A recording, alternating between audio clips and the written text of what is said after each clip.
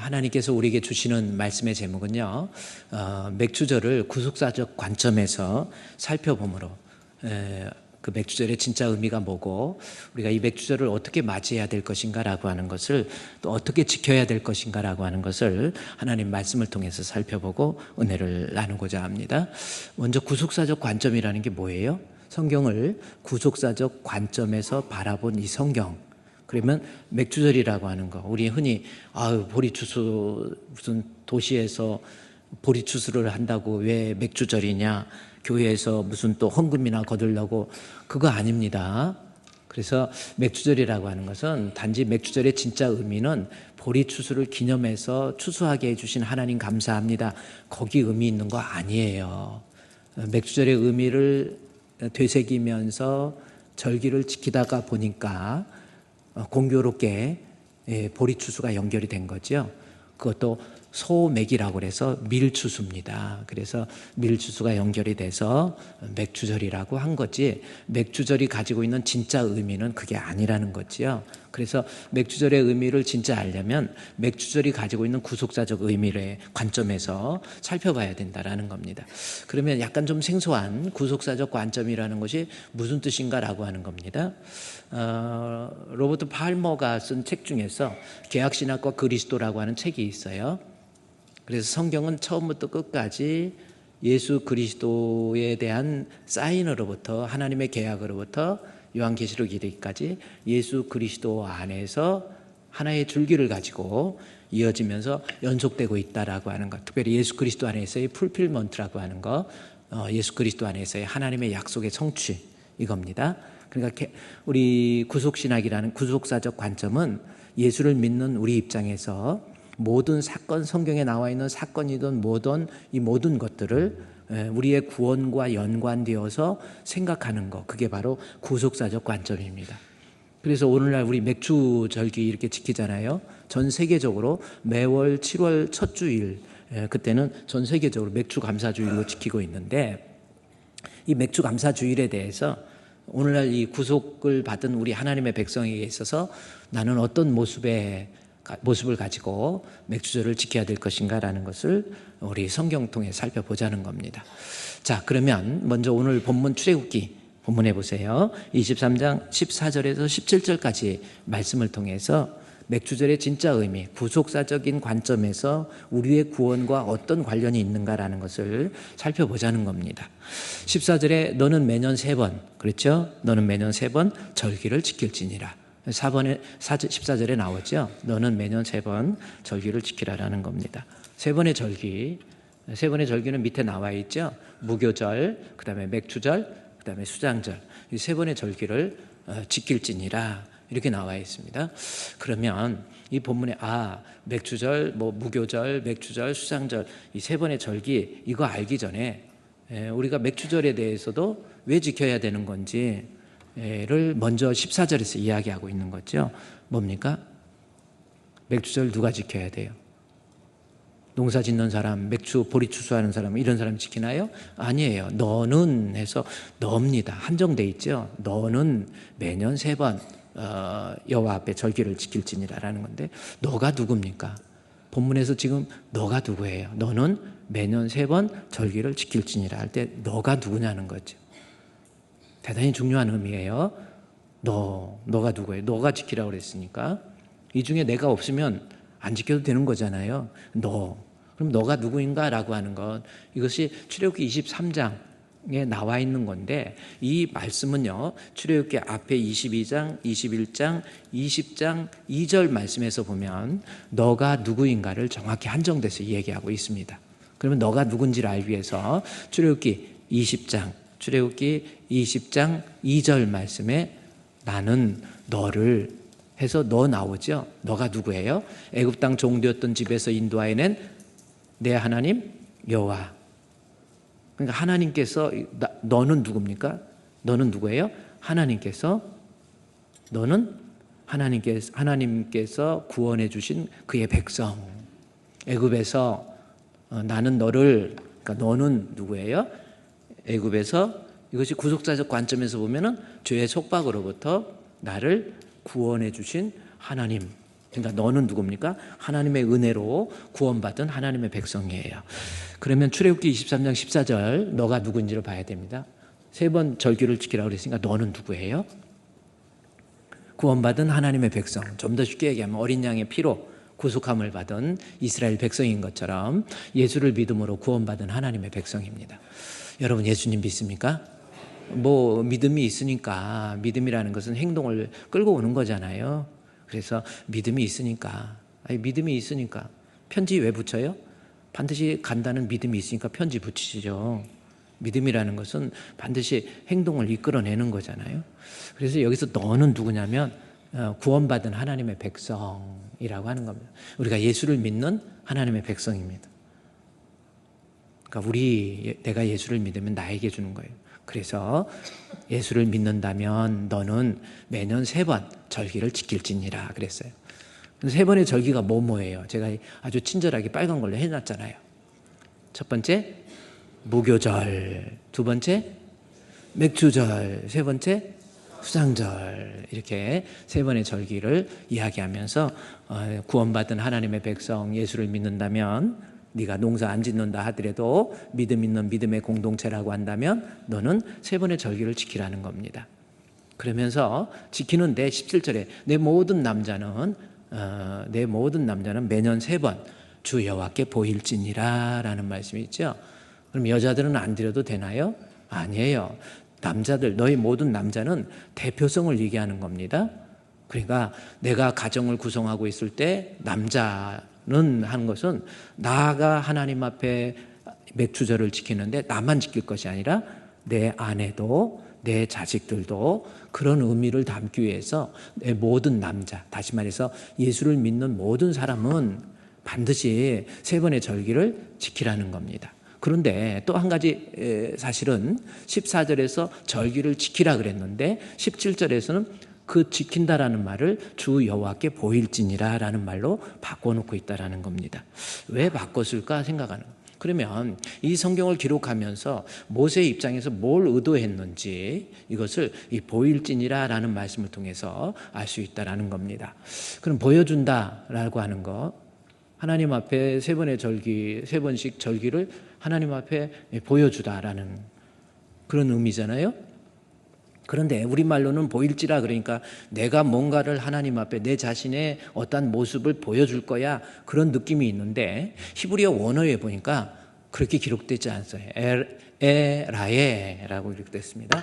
에라에라고 하는 것은 뭐 보여준다라는 말이 맞아요. 그런데 중요한 것은 이거의 태입니다. 수동태인지 능동태인지. 그래서 히브리어의 니팔형이라고 하는 것은 수동태를 얘기하는 건데 보여주라는 거예요. 그러니까 보여지는 거예요. 그러니까 내가 능동적으로 하나님 앞에 절기를 내가 이렇게 했습니다 하고 내가 이만큼 지켜주는 거. 그래서 미완료라고 하는 것은 완료되지 않은 상태잖아요. 수태가. 그래서 수동태, 미완료, 3인칭 단수. 그래서 에라에라고 기록되어 있습니다. 에라에. 한번 따라합시다. 에라에. 이거 좀 우리가 좀 외우기 쉽게 에라에 하면은 에라에가 되는 거예요. 그렇죠? 갑자기 깜짝 놀랐죠? 에라에. 그런데 다시 출애굽기 23장 14절에서 보세요. 보일지니라 무슨 뜻이에요? 수동태지요. 내가 보여주려고 하지 말고 하나님 앞에 인정받는 보여지는 모습, 다시 말해서 정제되어서 다듬어져서 하나님 앞에 인정받는 모습으로 보여지라는 거예요. 하나님이 내가 보여주려고 하지 말고 하나님이 나를 유심히 보실 때 하나님 앞에 인정받는 그러한 모습으로 하나님 앞에 절기를 지내라라는 겁니다. 이거 우리가 가져야 될 하나의 가치 아닙니까? 우리요 하나님 앞에 예배를 드려도 찬송을 해도 하나님 앞에 내가 뭔가를 보여줄 거야, 그렇게 하지 마세요. 뭐 오늘 그랬다는 게 아니라 찬송을 들어도 내가 뭔가 이거 한번 히트 쳐봐야지, 이거 아닙니다. 보여주려고 하지 말고 하나님 앞에 인정받는 모습으로 보이세요. 그렇죠? 하나님 앞에 인정받도록. 제가 우리 새로 이제 주일학교 교육이 조금 더 차원이 있는 교육으로서 다 우리 주품교회를 세워야 되는데, 제가 그 교육 중에 교육 방법 중에 하나가 뭐냐면 어와나 교육입니다. 어와나. 어와나라는 것이 AW, 그 다음에 와, 나, AW, 그 다음에 그 다음에 not ashamed 그렇게 돼 있어요. A가 뭐냐면 approve, 인정받는 거예요. 그래서 approve, workman. 그러니까 여러분의 아이, 여러분의 딸, 여러분의 아들 얼마나 소중해요? 이것이 이 아이들이 하나님이 볼 때 approve, workman.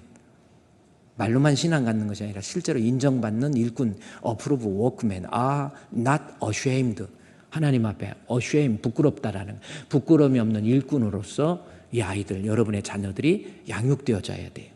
제가 그래서 저도 이 교육관 지어서 저 이렇게 이래저래 하면은 제가 얼마나 있겠습니까? 우리 다음 세대들의 교육, 이제는 우리 정말 힘써서 교육에 아낌없이 투자해가지고 우리 아이들에게 양질의 교육이 제공되어서 아이들의 마음속에서 하나님이 볼 때 이 아이, 하나님이 인정하는 아이, 증명되는 approve, workman, are not ashamed, 그런 사람으로 인정받도록 그만큼이죠. 우리 다시 출애굽기 23장 14절에서 17절 말씀. 너희 남자는 매년 3번 절기죠. 절기 지킬 때 보여주세요. 이거 내가 내일 하나님 앞에 인정받는 모습으로 보여져야 돼. 아멘. 히브리어로 뭐라고 그랬어요? 에라에. 이건 중요한 거예요. 예배 지금 하나하나 예배 드리고 있잖아요. 나 가서 예배 가서 때울 거야. 어디가 예배 드리고 이렇게 그게 아니에요. 하나님 앞에 인정받는 사람으로 보여주세요. 하나님한테 보여져야 돼. 쟤는 내 마음에 합한 사람. 사도행전 13장에서 이새의 아들 다윗을 보니 내 마음, 하나님 마음에 쏙 들은 거예요. 마음에 합한 자. 보여진 거예요. 에라에 보여진 겁니다. 예배를 드려도 보여져야 돼. 뭔가 한번 보여주려고 해요. 찬양을 해도 보여지는 거예요. 하나님이 볼 때 그 찬양을 듣고 이것이 찬양이네. 그겁니다. 그러니까 여러분 모든 게 그래요. 하나님 앞에. 이번에 평창에 가서 우리 안수 집사님들 수업하고 교육받고 그다음에 거기 다 정리하는데 그 평창에 우리 수양관이 7,800평이에요. 근데 그걸 다 하지는 않지만 우리 아이들이 쓸 수 있는 공간들 일일이 청소하고 치우고 지붕에 올라가서 떨어졌던 이파리 띄우는데 너무 위험해서 저거는 전문가 시켜서 해야지 집사님 안 됩니다. 그야말로 목숨 바치고 그렇게 할 만큼 그래요. 너무나도 그래서 일을 해도요. 그래 힘들다고 짜증내는 사람이 없어. 이마에 띠 들어가지고 땀이 눈으로 내려오는 걸 막기 위해서 띠 두르는 거지 멋있게 보이려고 띠 두르는 거 아니에요. 그래서 이마에 땀이 내려와 눈에 들어갈까 봐 띠를 두르면서 풀도 베고 정리를 막 하면서 땀이 팍 나는데도 한 번도 언어에 있어서도요. 여러분 사람이요. 장로님은 안수 집사님, 우리 권사님들, 교회 어른들이잖아요. 항상 어떤 모습이 돼야 되는지 아세요? 우리 하나님 앞에 우리 장로님들 모였을 때 이 부르는 찬송 말로 인해서 성도들한테 실족 주지 않도록 언어가 겸손한 말 우리 겸손히 주를 섬길 때 괴로운 일이 많으나 구주여 내게 힘주사 잘 감당하게 하소서. 온화한 말과 행실로 사람을 감동시키며. 그래서 장로님들은요 항상 말을 할 때도 감동을 시켜야지. 뭔가 일하는 건 좋아. 근데 뭔가 짜증이 나서 그 언어가 우리가 사용하는 언어가 아니에요. 무슨 공사장에서 일하듯이 막 절대 그거 아닙니다. 그 언어 자체가 벌써 바뀌어야 돼요. 하나님 앞에 보여지는데 일하는 건 좋은데 전 그렇게 짜증나면 일 안 하는 게 좋지요. 그렇잖아요. 우리가 그렇다는 게 아니라. 그래서 이 말이라고 하는 거 오늘 다시 보세요. 출애굽기 오늘 맥주 주님 맞이해서 우리가 매년 3번 여호와께 보여지세요. 하나님 내 모습이 보여지는 거예요. 외부적으로 형식적으로 여기 지키는 건 뭡니까? 그냥 지키는 거야. 구약적인 용어잖아요. 구약적으로 그냥 절기 지켜, 와서 앉아 있어, 와서 봉사도 해, 일도 해. 아니 그거 말고 하나님이 중심을 볼 때 이건 복음적이잖아요. 율법을 복음으로 리플레이스한 거 그잖아요. 그래서 구약의 율법적인 내용들을 내가 그래 율법적으로 지키고 내 공로, 내 노력이지만은 이제는 그게 아니에요. 내가 정화된 모습으로 마음의 중심에서 보여지는 거예요. 내 모습 이대로 주 받으옵소서. 날 위해 돌아가신 주. 그거예요. 모습, 내 모습, 마음 보여주세요. 아멘.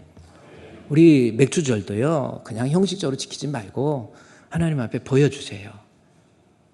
근데 보여준대, 좋습니다. 그럼 보여준다니까, 알았습니다. 하나님, 내 마음을 내가 하나님 앞에 보여질 때 인정받는 모습으로 보여주겠습니다. 찬양을 해도, 기도를 해도, 헌금을 해도 내가 보여지는 거예요. 하나님 앞에, 중심을 보신 하나님 앞에. 근데 보여질 때 다시 본문에 보세요.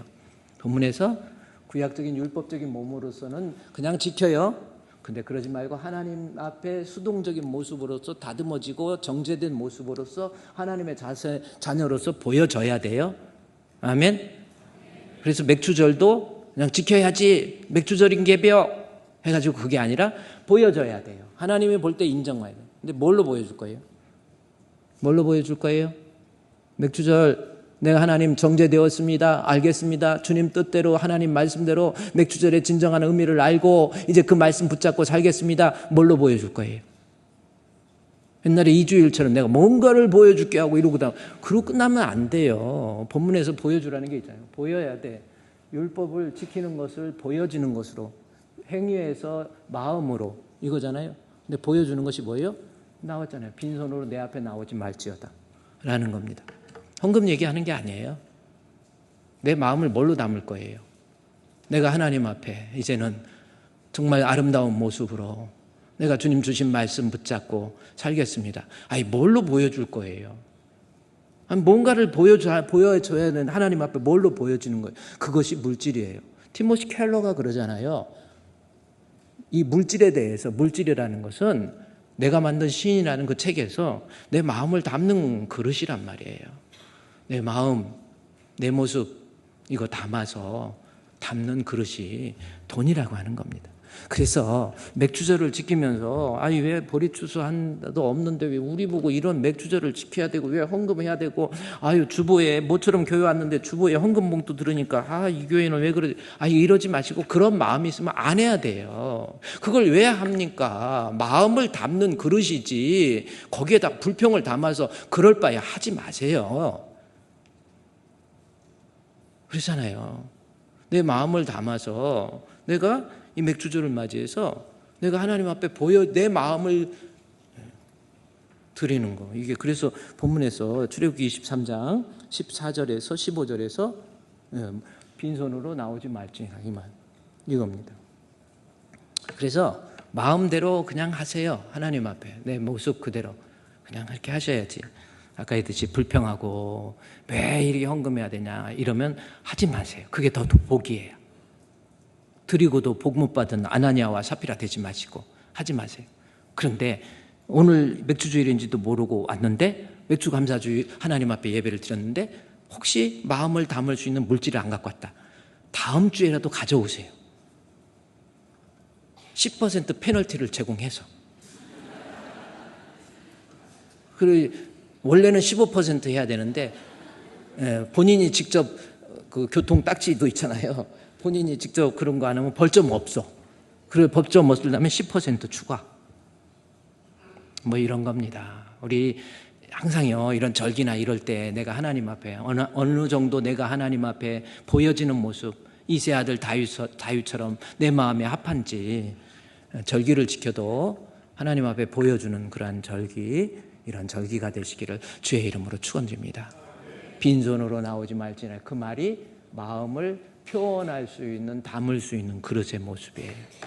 이것이 오늘 맥주절입니다. 그래서 14절에 매년 3번 절기를 지키라고 그랬는데 3번의 절기가 무교절, 맥주절, 수장절입니다.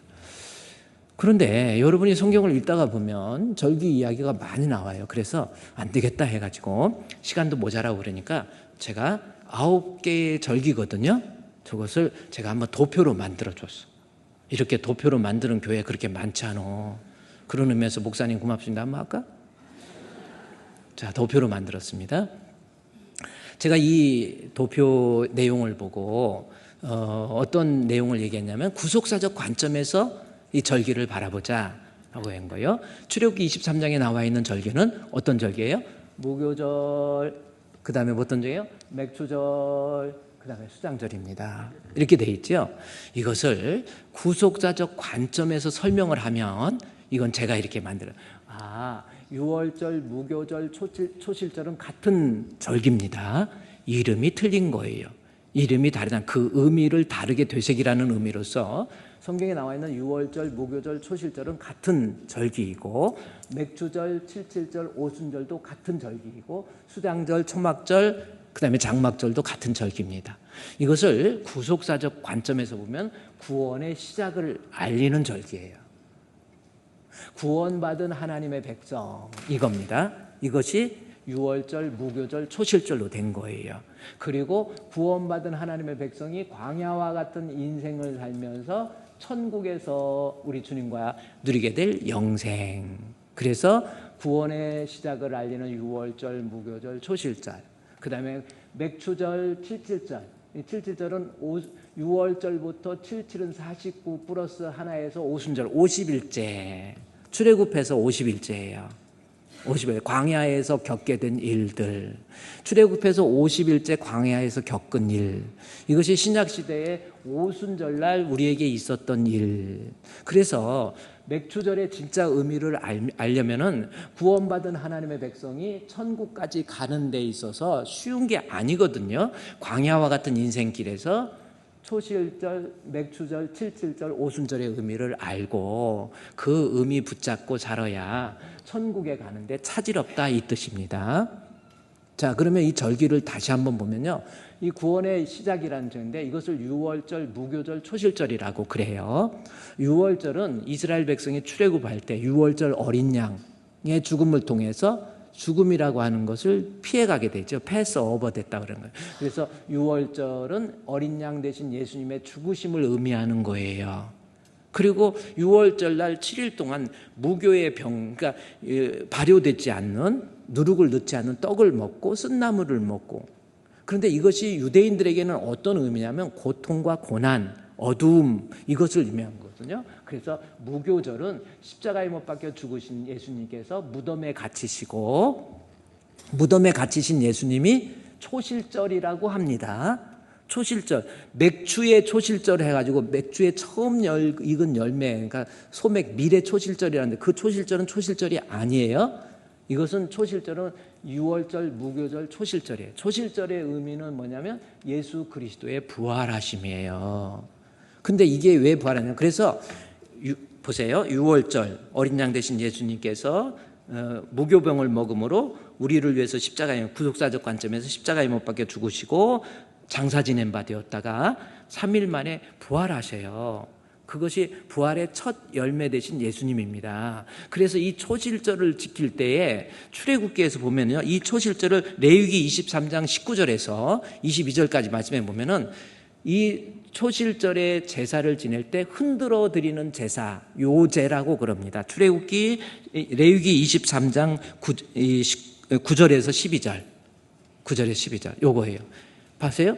6월절의 절기를 지키는데 초실절 처음 익은 열매의 단을 묶어가지고, 그래서 땅에서 묶어서 하늘로 들고, 땅에서 묶은 상태에서 하늘로 들고, 그래서 흔들어서 드리는 제사. 그래서 본문에서 6월절 그 제사를 초실절이라고 그러면서 단을 묶어가지고 흔들었다 해서, 흔들었다는 말이 많이 나와요. 제사장 너희로 하여 기쁘게 받을 때 흔들되 이튿날까지 흔들 것이며, 그 단을 흔드는 날에 흔든다라고 해서 요제예요. 제사장이 6월절 제사 지낼 때 첫 단을 묶어서 땅에서 하늘로 이렇게 흔들어서 제사를 지내는 거예요.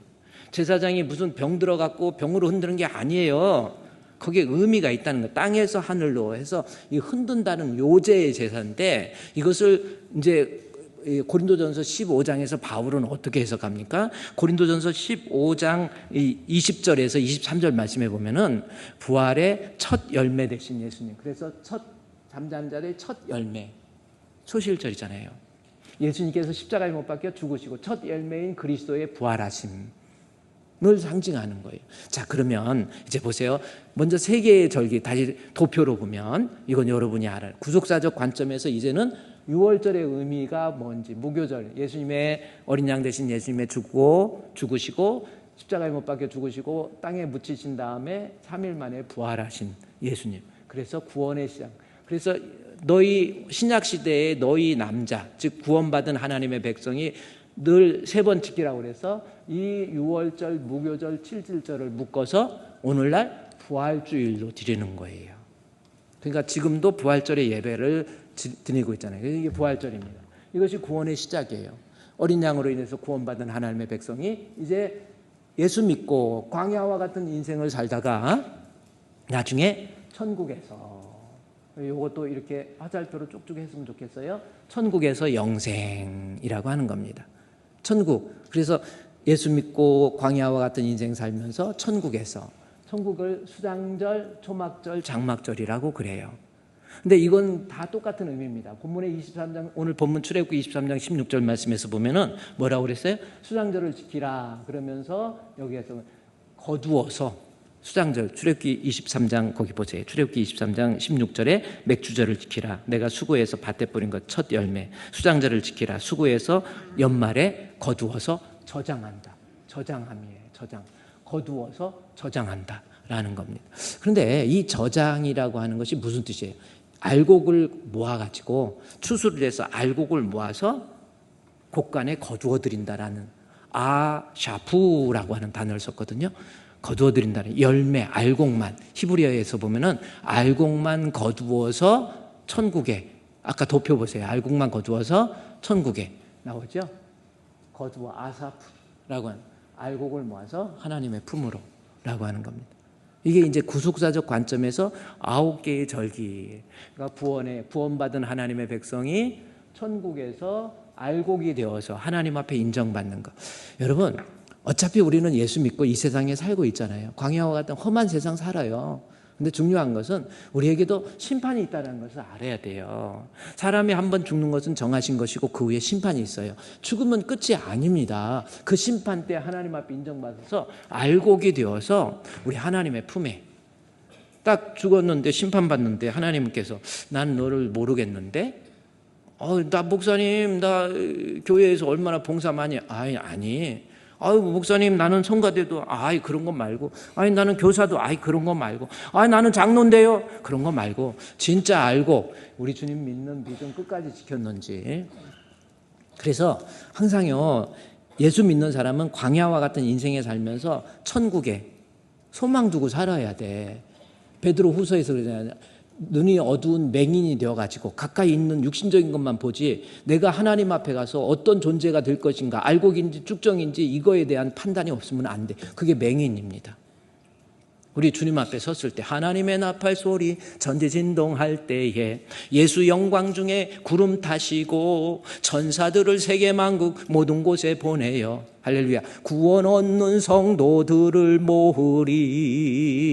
나팔 불 때 나의 이름, 나팔 불 때 나의 이름, 나팔 불 때 나의 이름, 부를 때에 잔치 참여하겠네. 할렐루야. 그래서 다시 도표를 보세요. 3번의 절기가 뭐예요?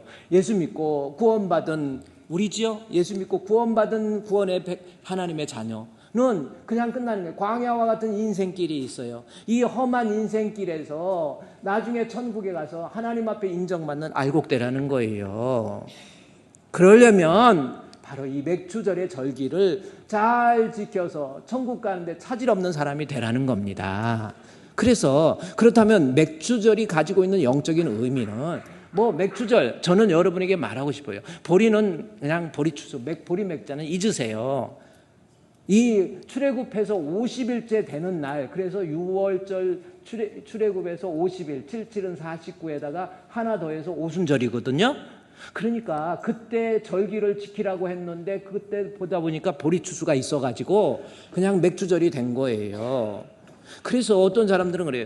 반년의 은혜에 감사해서 드려지는 절기가, 하나님 앞에 감사의 절기가 맥주절이고, 그 다음에 조금 있다 이제 하나님 앞에 감사하는 것이 추수감사절이고. 아니에요. 감사절, 맥주 감사주일은 감사의 방점이 있는 게 아니에요. 문제는 뭡니까? 과연 50일 출애굽제 50일 되어가지고 그 50일이 오순절, 신약시대의 오순절이거든요. 오순절 날 무슨 일이 있었는지 그것을 되새겨서 내가 이 광야와 같은 인생 살면서 오순절의 절기의 의미를 진짜 알고 그것을 행하는 자가 되어라라는 거. 이게 맥주감사주일입니다. 그러면 뭐 다 거두절미하고 구원받은 하나님의 백성이 천국 가기 위해서 오순절 지켜야 돼요. 맥주절입니다. 오순절 지켜요. 그럼 오순절이 무슨 일이 있었는지. 사도행전 2장 1절에서 4절. 요거 보세요. 그럼 오순절 날, 이제 오순절 다 잊어버리시고 오순절 지키는 거예요? 그럼 오순절이 무슨 날이 있었는가? 사도행전 2장 1절에 오순절 날이 이미 이름에 그들이 다 같이 한 곳에 모였더니 뭐라고 돼요? 호련히 하늘로부터 급하고 강한 바람 같은 소리가 있어. 온 가족이 가득하고 불의 혀처럼 갈라지는 것들이 그들에게 보여서 각 사람 위에 있더니 그들이 다 성령의 충만함을 받아. 요 말씀이 있습니다. 그러면 오순절 사건 때 있었던 일이 뭐예요? 빨리 대답하세요. 오순절 사건 때 있었던 일?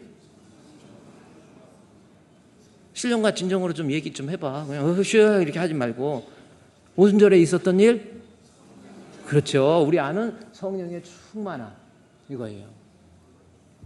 그런데 그들이 나왔잖아요. 그럼 성령의 충만함은 여기 그들 위에 임한 거야. 그럼 왜 이거는 이야기 안 합니까? 2절 3절을 왜 이야기 안 합니까? 오순절과 성령 충만, 왜 그것만 이야기해요? 그들이 누구예요? 어떤 모여서 하늘로부터 급하고 강한 바람 같은 소리, 마치 불의 혀처럼 하나씩 임하더니 그들이 다 성령의 충만함을 받았다 해서 2절과 3절을 성령을 수식하는 내용으로 이해를 해버리니까 문제가 있는 거예요. 2절, 3절 사건 하나, 4절 사건 하나가 오순절에 있었던 겁니다. 그러면 2절과 3절은 무슨 사건이에요? 이것을 막 불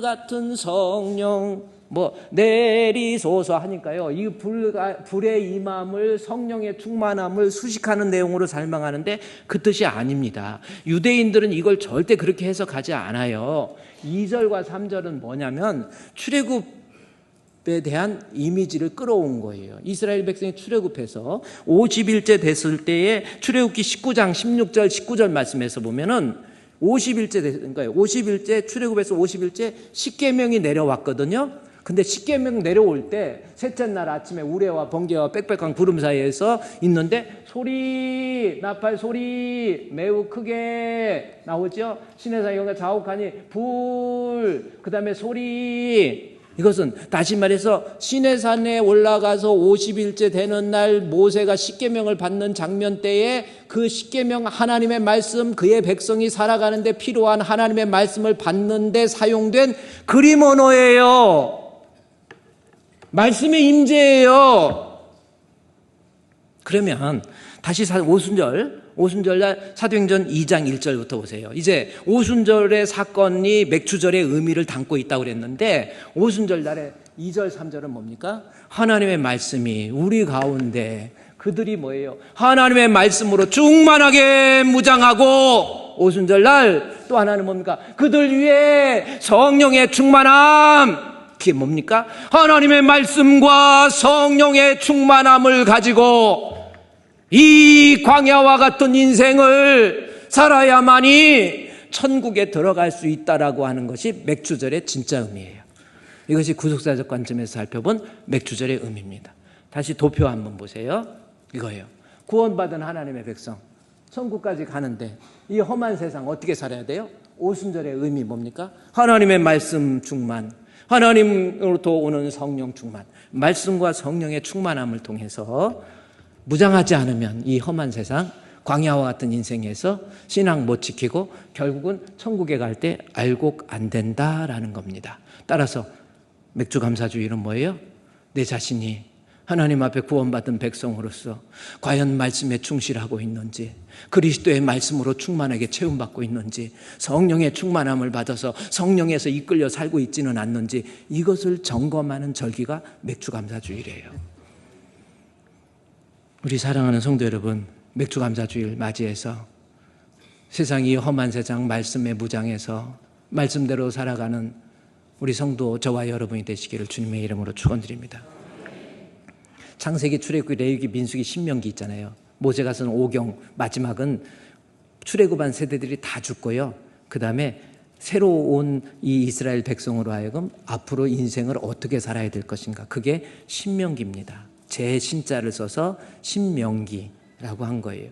근데 신명기 1장 2절 말씀에서 보면요, 아주 놀라운 말씀 하나 하는 거예요. 이스라엘 백성이 출애굽해서 호렙산은 시내산이에요. 시내산에서 말씀을 받았어요. 호렙산에서 가나안 땅까지 갈 수 있는 시간적인 날짜가 언제냐면 10하루면 가요. 호렙산에서 안세일이 나왔네. 여기. 호렙산에서 세일산을 지나서 가데스 바나까지 몇 길? 근데 왜 가만히 있어? 지도를 보여줄게 내가. 그럼 지도를. 이스라엘 백성이 출애굽합니다. 람세스 바르마죠. 이집트 엑소스 출애굽 길이에요. 그다음에 이집트에서 바론에서 쭉 가가지고 여기 50일째 되는 날 시나이 여기 마운틴 시나이 있잖아요. 시내산에서 하나님 말씀을 받았어. 너희들은 앞으로 인생을 이렇게 살아라. 그리고 십계명을 받았어요. 오늘날 말씀을 받았어요. 그래서 그 말씀대로 살면은 여기서 바론에서 르비딤에서 바론에서 가데스 바나까지 이스라엘 땅의 입구거든요. 바로 이스라엘 땅까지, 가나안 땅까지 들어가는데 10하루면 가. 10하루. 말씀 시키는 대로 말씀이 내 삶의 표준이 되면 10하루면 가요. 근데 말씀에 불순종하고 지 생각대로 지 맘대로 살아서 40일 돼도 40년이 돼도 못 들어가요. 그래서 신명기 1장 2절에서 강하게 말하는 내용이 뭡니까? 10하루 길이면 갈 길을 뭐예요? 호렙산에서 세일산 지나서 10하루 길, 40채 해 40년이 넘었는데도 결국 못 들어가는 거예요. 인생은요, 앞으로 인생, 광야와 같은 인생 속에서 살면서 하나님의 말씀이 내 발에 등이 되고 내 길에 빛이 되어야 이 험한 세상 이길 수 있다라는 겁니다. 맥주절을 맞이해서 하나님, 제가 하나님의 말씀으로 충만하게 무장하겠습니다 라고 하는 다짐, 이것이 맥주절이에요. 그래서 시편의 기자 시편 119편에서 뭐라고 그랬습니까? 시편 119편에서 105절부터 보세요. 주의 말씀이 내 발의 등이요 내 길에 빛이 되는 거예요. 이 광야와 같은 인생길에서 주의 말씀, 하나님의 말씀이 내 발의 등이 되고 내 길에 빛이 돼야 돼요. 등 뭡니까? 지금은 가로등도 있고 뭐 간판 등도 있어서 등 안 들고 다녀도 갈 수 있었어요. 저희 어렸을 때는 등이 없어. 뭐 가로등이 어디 있습니까? 그래서 이 등잔들 이렇게 해가지고 다니지. 그렇지 않으면 논에 빠지고 자빠지고 난리가 나는 거예요. 인생을 사는데 본문에 주의 말씀이 내 발의 등, 할렐루야. 그래야 이 험한 세상, 이 광야에서 이길 수 있다라는 거예요. 주의 말씀은 내 발의 등, 내 길의 빛이에요. 106절에서 뭐라고 그랬습니까? 주의 의로운 규례를 내가 지키기로 내가 굳게 마음 먹고 그래야 이 광야에서 승리할 수 있다라는 거예요. 이 광야는 어떤 광야입니까? 107편 말씀, 107절 말씀. 나의 고난이 매우 심하오니 여호와여, 하나님 주의 말씀, 그래서 나의 고난이 매우 심하오니 주의 말씀대로 나를 살아나게 하소서. 고난 때문에, 어려움 때문에, 위기가 닥치고 힘들었을 때, 이것이 인생길 아닙니까? 힘들었을 때, 어려울 때, 눈물 나는 사연이 생길 때 하나님 말씀이 없으니까 넘어지는 거예요. 그거잖아요. 내가 매우 심한 고난이 있지만 하나님 주의 말씀을 내 마음에 새기고 하나님의 말씀으로 충만하게 있어서 나로 하여금 그 위기에서 살아나게 하옵소서. 말씀이 없으니까 조그만한 고난 때문에 하나님 원망하고 불평하고 짜증내는 거 아닙니까? 이스라엘 백성이 출애굽해가지고 보세요. 만나 달라고 그래서 만나 줬지요. 그랬더니 조금 이따 메추라기 달라고 그랬죠. 그래 메추라기 줘요. 나중에는 뭡니까? 끝이 없어요. 지 마음대로 이거 이렇게 해달라. 나중에 양념 달라고 그러잖아. 부추 달라고 그러고 마늘 달라고 파 달라고 그러고 그 양념이 있긴 있어야 되긴 하겠지만은 그래서요 고난이 있을 때 인간은 누구에게나 신앙생활 하면서 고난이 있어요. 그 고난 속에서도 하나님 말씀이 있으면 살아나요. 말씀 없으니까 죽은 거 아닙니까? 또 하나 보세요. 여호와여 구하오니 내 입이 드리는 자원 이 자원 제물이 뭐야? 자원 제물이 제물은 구약적인 단어잖아요. 구약의 제물 그냥 눈에 보이는 대로 그냥 해. 행위가 중요하고 제물인데 그냥 제물이 아니고 자원 제물이잖아요. 내가 원해서 기뻐서 찬양을 드려도 내 입이 드리는 자원 제물이 뭡니까? 목소리로만 드리는 것이 아니라 내가 드려지는 찬양을 통해서 하나님 앞에 연락되는 그러한 찬양, 그게 자원 제물 아닙니까? 우리 찬양 참 정말 우리 할렐루야 잘해요. 항상 자원 제물을 드려요. 그냥 연습해가지고 그냥 목소리 그거 말고 내가 하나님이 받으시는 내 입이 드리는 자원 제물, 그 어떤 의미입니까? 성가대에 자원 제물이어야 돼요. 내 입술이 드려지는 찬양을 통해서 하나님 기쁘게 해드리는 거예요. 드려지는 물질도 마찬가지예요. 섬김도 마찬가지고요. 내가 드리는 섬김을 통해서. 그래서 일하면서 식당에서 때로는 봉사도 하면서 막 이러면서도 항상 막 하하하하 호호호호 이래야지. 뭔가가 하긴 해. 자원제물 아니잖아. 내 자원제물 마음에서 기뻐서 드려지는 거, 그것이 하나님 앞에 드리는 자원제물, 이것이 하나님의 공의잖아요. 이것을 내게 가르쳐, 말씀이 없으니까 모양은 있는데 제물은 있는데 마음이 없는 거 아닙니까? 봉사를 해도 헌금을 해도 마찬가지예요. 내가 이걸 해야 되냐? 왜 건축헌금을 해야 되고? 마음이 자원제물이 아니면 제발 하지 마세요. 안 해도 돼요. 체면 보고 야 나도 안 할 테니까 너도 하지 마. 우리 같이 협회 만들자. 왜 그렇게 안 돼요? 우리 신앙생활을 하나님 앞에 좀 정직한 모습으로 하세요. 이런 것들을 다짐하는 거 어떻게, 하나님 말씀이 있으면 광야와 같은 인생 속에서 내가 드려지는 제물이 자원제물이 될 수 있는 거고, 또 119절 나의 생명이 항상 위기에. 여러분 믿음은요 항상 위기예요. 크라이시스. 계속해서 믿음 생활 하다 보면 별일 별사건 다 터져요. 이런 일이 있고 저런 일이 다 있습니다. 내 생명에 항상 위기가 있어. 근데 그때 쓰러져 버리는 사람 있죠? 이유가 뭐예요? 말씀이 없으니까 그래요. 그러니까 자꾸 실족시키는 사람도 잘못이지만 실족 당하는 사람 이유가 뭔지 아세요? 말씀이 아직 내 안에 없어요. 그래서 힘들면 힘들수록 알곡과 쭉정이의 차이는 뭡니까? 억울하면 억울할수록, 힘들면 힘들수록, 신앙생활 하면 힘들면 힘들수록 하나님 앞에 와서 예배에 충실하고 드려지는 말씀이 충만하게 채워지면 그거 이겨내요. 여기 나오는 악인이 나오죠. 악인이 누구예요? 사람 인자 들어있잖아요. 이건 마귀가 그 사람한테 들어간 거거든요. 여러분, 마귀가 그 사람한테 들어가서 나를 올무 놓잖아. 올무. 나 넘어지게 하려고. 마귀가, 그게 인생이에요. 광야예요. 나 넘어지게 하기 위해서 마귀가 올무 놔가지고 실족할 일 생기게 하고 억울한 일 만들어 놓고 막 이런 말 저런 말 있지도 않는 말 만들어 놓고, 여러분 주변에 악인이 있다 할지라도 주의 법도 하나님 말씀이 있으면 내가 안 무너져요. 목소리 크게 하니까 또 교회에 누가 악인이 많아요? 또 그런, 아니 있어서 그런 게 아니라 우리 준비하고 있어야 돼. 어차피 인생은 마찬가지예요. 믿음 생활 죽을 때까지 지키는 거 쉬운 거 아닙니다. 가짜로 신앙생활 하는 거 말고 내가 하나님 앞에 정직함을 가지고 끝까지 믿음 지키려고 하면 반드시 주의 말씀으로 무장해야 광야와 같은 인생길에서 승리할 수 있는 거예요. 악인이 내게 다가와서 나를 해하려고 올무 놔봤자 그거 가지고 아유 나 모르겠어요. 나 기분 나빠. 왜 그러냐? 그 사람 나한테 기분 나빠. 눈빛부터 싫대. 그 사람 발뒤꿈치는요 저 무같이 생겼대. 이래. 다 무같이 생겼어.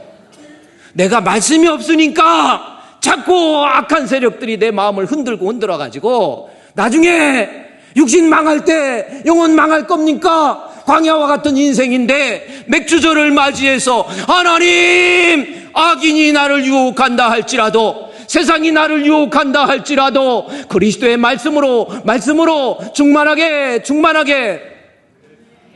그러면 이겨낼 수 있는 거예요. 악인이 나중에 보세요. 여기 주의 증거로 내 영원히 나의 기업, 여기서 나의 기업이 여기에서는 뭐예요? 가나안 땅이거든요. 가나안 땅에 들어가서 영원히 나의 기업이거든요. 가나안 땅을 보세요. 하나님 말씀을 통해서 증거는 말씀이거든요. 말씀으로 충만하게 있을 때 나의 영원하신 기업 천국이라고 하는 거 이거요 즐거움을 얻을 수 있는 거예요. 그래서 다시 보세요. 말씀 없이 내 인생대로 살아봐야 광야에서 헤매다가 인생 비참하게 끝내지 말고 도표 보세요. 오순절 날 하나님의 말씀이 임했잖아요. 여러분 오순절 맞이해서 하나님의 말씀으로 충만하게 채움받기를 주의 이름으로 축원드립니다. 방법은요. 로버트 맥체이나 스미스 유거스 월스가 쓴 그 능력의 비밀 같은 거 보세요. 아무것도 몰랐는데 여러 가지 시험도 있고 유혹도 있었는데 하나님의 말씀이 내 만에 임하니까 웬만한 거 다 툭툭 치잖아요. 그럴 수도 있겠죠. 이럴 수도 있겠죠. 저럴 수도 있겠죠. 좀 제가 우리 딸아이하고 이렇게 하면서 뭐 직장 생활 하면서도 뭐 이런 일 저런 일 있고 힘들다고 그래서 제가요, 혜진아, 네 인생 내가 볼 때 주님의 마음을 내가 그릇 3가지 줄 테니까 이 그릇에 담으면 돼. 그래서 첫 번째 좀 deep, 깊다라는 거잖아요. 앞으로 좀 깊이 생각 좀 해. 이런 생각 저런 생각을 즉각 일희일비하지 말고 힘든 일이 있어도 또 한 번 생각하고 다른 사람하고 말할 때도 think twice before you answer. 대답하기 전에 다시 한번 생각해봐. deep. 그 다음에 deep 다음에 뭔지 아세요? wide. 마음이 좀 깊고 마음을 좀 넓게. 마음 좁은 사람을 뭐라고 그래요? 밴댕이 소갈머리. 너 좀 마음 좀 넓게 그런가 보다. 이런 사람도 있고 저런 사람도 있나 보다. wide, deep, wide. 그 다음에 뭐라 했어요? 마지막에 내가 clear, 좀 깨끗한 마음. 그래서 깊은 마음, 너그러운 마음, 깨끗한 마음. 이 3가지를 베드로후서 1장 8장에 나와 있는 믿음의 덕을 덕에, 지식을 지식에, 절제를 절제에, 인내를 인내에, 경건을 경건에, 형제 우애를 형제 우애에, 사랑을 더하라. 7가지 8가지 덕목을 네 마음의 그릇에 담으면 그 그릇의 모습이 좀 깊게 좀 생각하고, 여러분 교회에서 신앙생활 하면서 이 광야와 같은 인생 속에서 좀 너그러운 사람 좀 되세요. 막 어떻게 밴댕이 소갈마리 같아가지고 쫙 삐쳐, 쪼가면 아무것도 아니니까 삐쳐. 이러지 마요. 그러려니 하세요. 누가 막 뭐라고 그러고 막 떠들고 다니면 잘나서 따라합시다. 잘나서 그러려니 그냥 와이드 넓은 마음 가지세요. 그리고 즉각 행동하지 말고 생각하세요. deep 생각하시고, W, D, 그 다음에 클리어는 주님의 마음이거든요. 깨끗한 마음이잖아. 주님의 마음을 본받는 자, 그 마음에 평강이 찾아오문. 할렐루야. 그래서 오순절날 하나님의 말씀으로 충만하고, 사도행전 2장 4절 말씀해 보니까 말씀 충만, 그 다음에 사도행전 2장에 성령 충만. 요한복음 16장 8절부터 성령 충만하면 어떻게 해요? 그가 와서 죄에 대해서, 의에 대해서, 심판에 대해서 성령이 나를 자꾸 책망해요. 요한복음 16장 보세요. 그가 성령이거든요. 내 죄에 대해서, 의에 대해서, 심판에 대해서 너 그런 식으로 살아야 돼?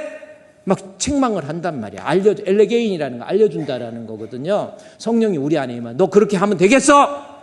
너 목사가 그러면 돼? 너 장로가 그러면 돼? 너 권사가 그러면 돼? 성령이 임하면 나로 하여금 책망하고, 의에 대해서, 죄에 대해서, 너 심판 좀 생각 좀 해. 그리고 나중에 결국은 진리로 인도해 주잖아요. 예수께로. 오늘은요, 맥주절 구속사적 의미는 뭡니까? 감사의 의미에다 방점을 찍지 마시고요. 구원받은 백성이 천국까지 가는데 필요한 게 뭐예요? 오순절 말씀과 성령입니다. 하나님 말씀과 성령으로 충만하게 임재해서 이 험한 세상에서 이겨낼 수 있는 우리 알곡 성도 되시기를 우리 주님의 이름으로 축원드립니다. 그 자리에서